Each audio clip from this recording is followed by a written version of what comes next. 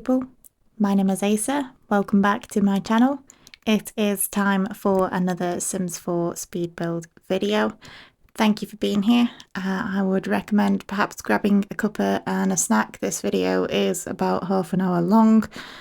It wasn't intended to be this long. I actually built it a lot quicker than other projects.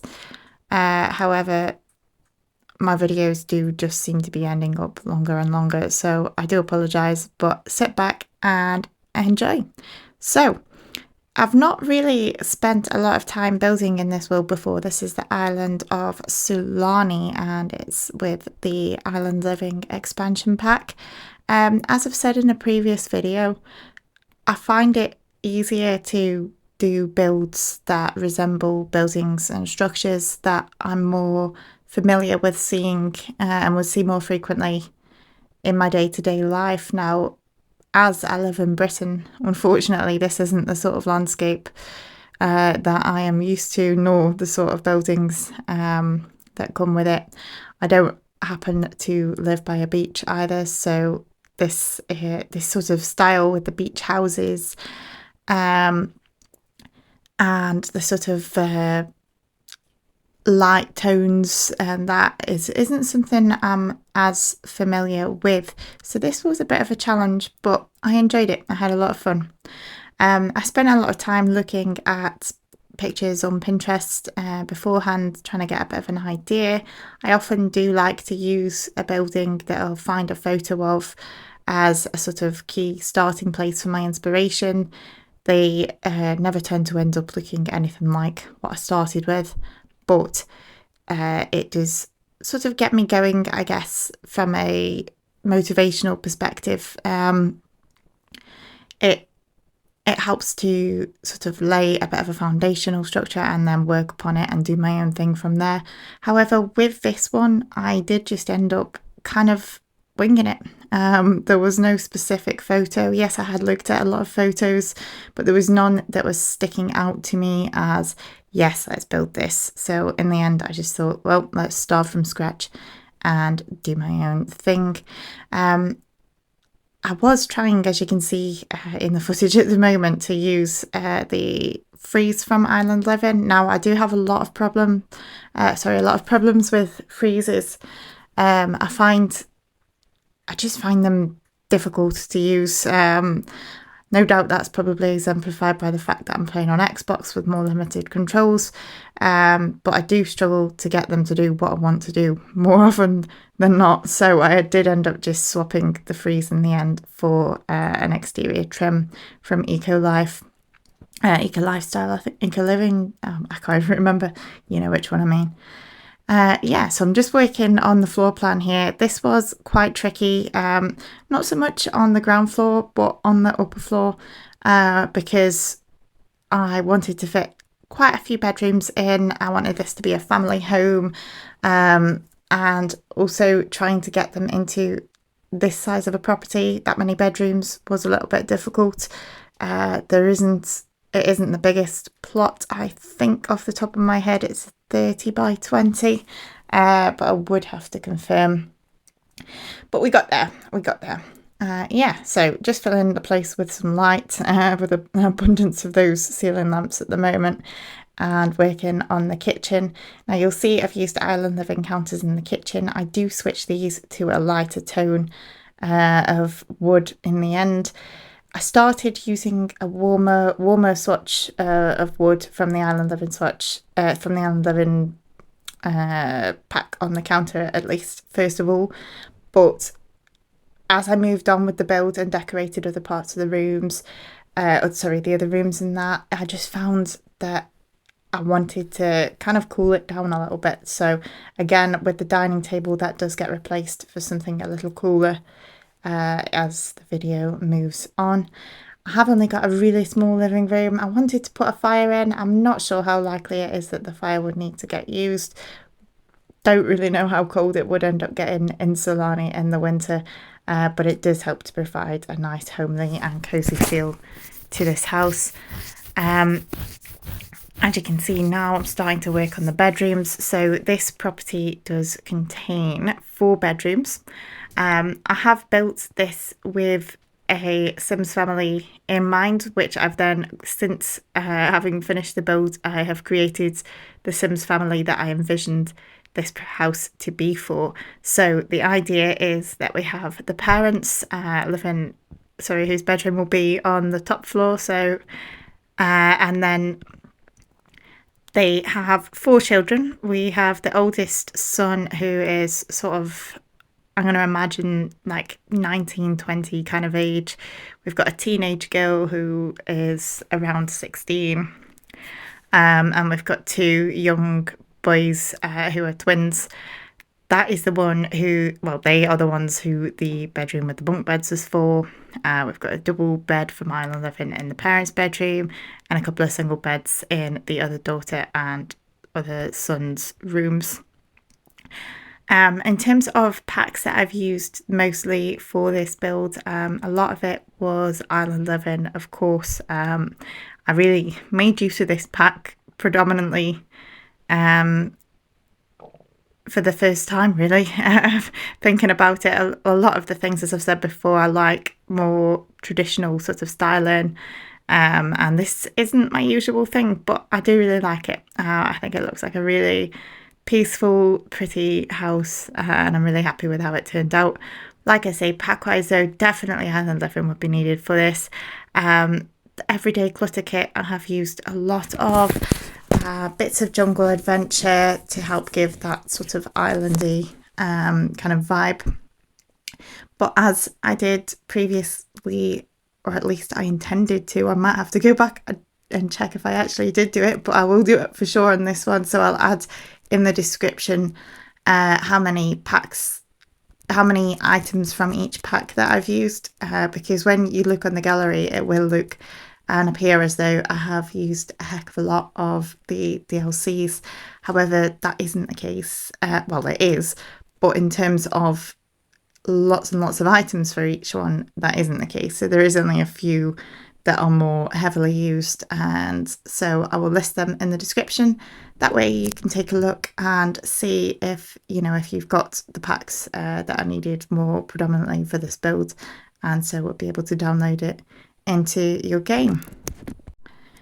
So here I'm just back to working in the living room again. As I was saying earlier, I started using warmer tones of wood and furniture throughout, but then decided to cool it down a little bit to match, to be a little bit more in line with the exterior of the building.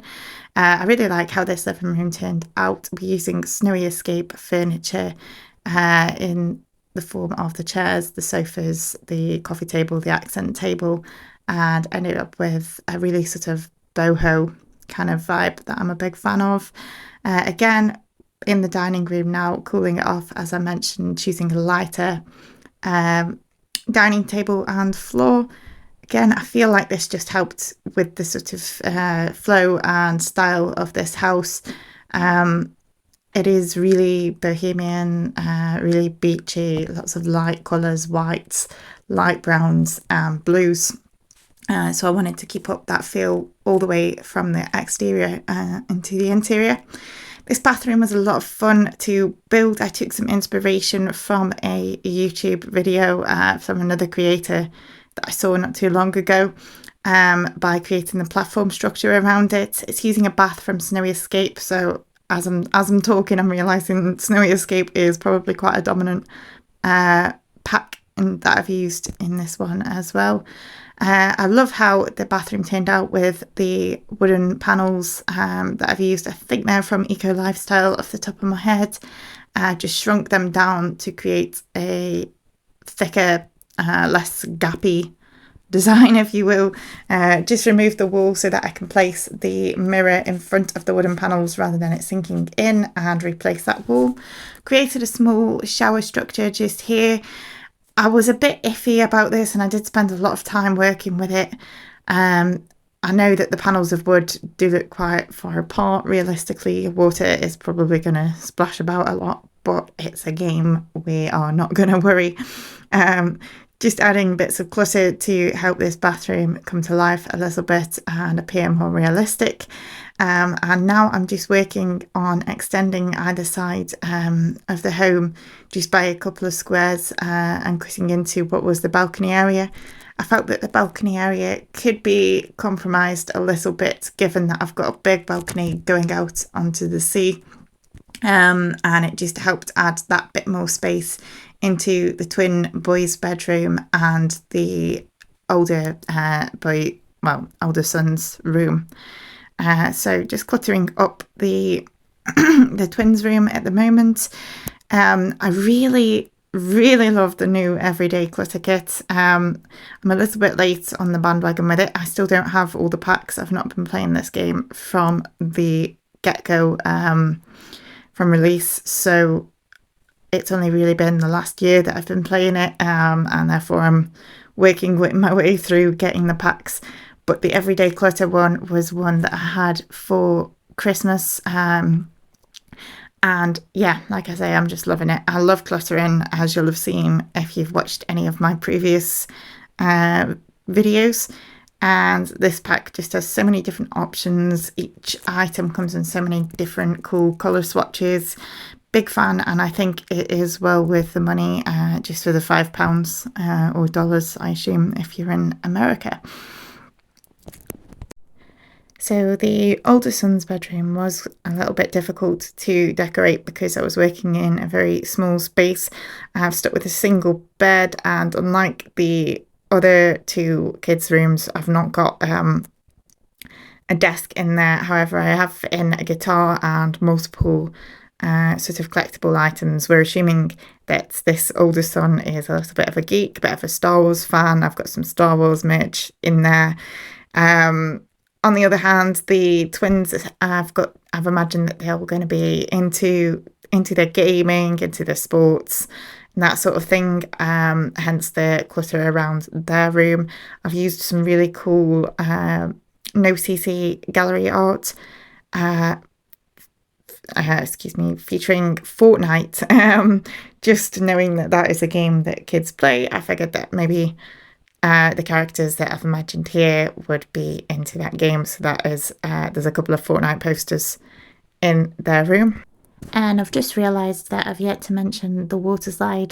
This was created by somebody on the gallery. I will post their gallery ID again in the description of this video. And they've created this just by rotating the pet tunnels from the cats and dogs pack. I assume they've probably rotated it with tool mud. I believe that's the way most people on PC are able to rotate their items more freely than normal Sims 4 will allow. Of course, it isn't functional, but it does look brilliant, and definitely the best that I could hope to achieve with the highly limited water slide capabilities that we have in the game. And by that, I mean, unfortunately, a lack of them completely. Another really cool thing that this person did is they created he added some really small fountains, and they are hidden just underneath the water slide at the top. So it appears when the sim would go to slide on the slide that it is actually a water slide, and you can see the water sort of trickling down the tunnel.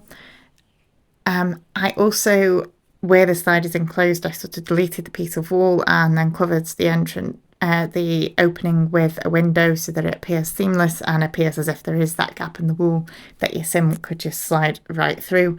I do absolutely love this. I think it totally adds to the sort of beach home kind of vibe. And in keeping with the sort of beachy waterfront vibe, I did add also a couple of jet skis and a small boat. The Sims are able to access them, as they are able to access everything other than, I believe, a couple of the guitars in a couple of the bedrooms. I have play tested this to the best of my ability, and I do believe everything, of course, bar the water slide and the guitars, is functional. So your sim should be able to make full use of everything in here. In the room that the water slide's in, I just wanted to create a simple sort of storage locker / changing area if you were so inclined, I suppose. You know, just where your sim could get ready before they hop down the slide and into the pool to have some fun. But yeah, going back to the family of Sims that I went ahead and created for this home after, to tell you a little bit about them. So I imagined that they will be well, predominantly at least, Samoan family. So I've researched some Samoan names, males names, female names, surnames, to name the characters, and tried to make their look and style fit in as if they were from that country, from Samoa. The idea being that our Samoan man, the dad of the household, whose name is Tamatoa, I do apologise if I'm pronouncing that wrong, well, incorrectly. But yeah, so Tamatoa meets Lilia, who is an Icelandic woman. I imagined that she's maybe come years ago when she was perhaps in her early 20s to the island from Iceland, so to somewhere a lot warmer. I believe that she would have always wanted to escape the cold environment of Iceland. She longed for the sun, for the sand, for sea, and that is what she found when she came travelling to the island of Sulani, where she met Tamatoa. Imagined then that the characters would perhaps, well, would have fallen in love and started their family and decided to stay on the island of Sulani for years to come. And then they made their family and had their 4 children over the years. So yeah, as I said, those Sims are also available on my gallery. The family is the Tuiga Marla family.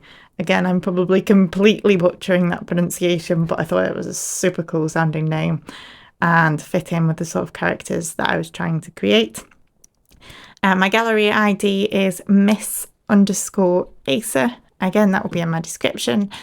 Do feel free to hop on and check out my gallery, my other builds, my Sims that I've created, and feel free to download them. Just sort of adding the finishing touches to the landscape at the front of the property at the moment. I was quite loath to add too much greenery. I wanted this to feel beachy. I wanted it to be about the sand and the sea, and blue and beige sorts of tones more so than greenery. But I just wanted a little touch of it at the front to sort of in keep with the surrounding environment. One thing that we can't do, obviously, on waterfront lots is create a pool on the ground level, because at least in part of this lot, that would be a pool within the sea, I guess, and the game doesn't like that. But then I had the idea of using this rock pool. I think it might be from the Get Famous pack, but again, I can't remember off the top of my head. Sure, it's not a pool that you can swim in, but it does give me some additional water at the front of the property on the ground level, which is really cool. Super happy with how that came out. Again, just going around the property and adding some finishing touches at the moment in terms of final bits of clutter and decor in each room. I did realise that I'd gotten that far and not given the Sims a TV. I know I did that in my last build with the Woodland Estate, but this wasn't meant to be like a kind of secret retreat like that was, like a family get-together sort of place. This is a family home. This is where this family will spend their day-to-day lives. And so, of course, I felt like it would be a little cool to not give them a TV, so I added that in onto the fireplace. Again, another really good trick if you are wanting to add things, wall decorations, but not have them stuck on the walls, like I did in the example with the TV on the fire, against the fire.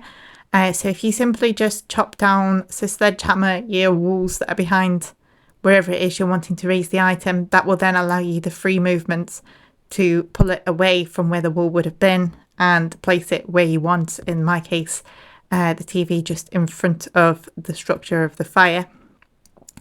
And it just gives you a little bit more freedom. But yeah, so one thing that I had, well, one difficulty that I've been facing a lot of at the moment, I've mentioned it before with the jungle house that I was building on a 64 by 64 lot, and it has reached the point where my game will load that, builds that plot up to 90% roughly, and then it'll just completely crash my game. So I can't even access it, and I've been finding this more and more, that if I'm building on 64 by 64 lots, even sometimes the 50 by 50, my old gen Xbox console just cannot handle it, especially not with the level of clutter that I like to add into my builds. Now, I know that bigger mansions generally would be less cluttered, they'd appear less lived in because they'd be more kind of minimalistic and sleek and have everything hidden away.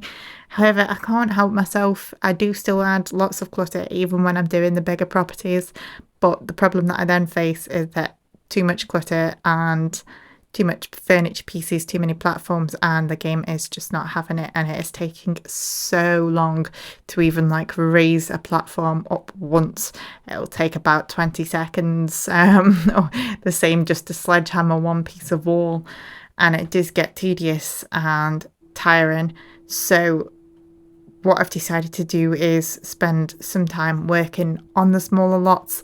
It does also mean that I get the builds finished more quickly because there's less space to fill up, which means more videos. So hey, it's maybe not the worst thing, but I think I will be sticking to the medium and small lots for a while, perhaps until I upgrade to a better console or PC, if and when that happens.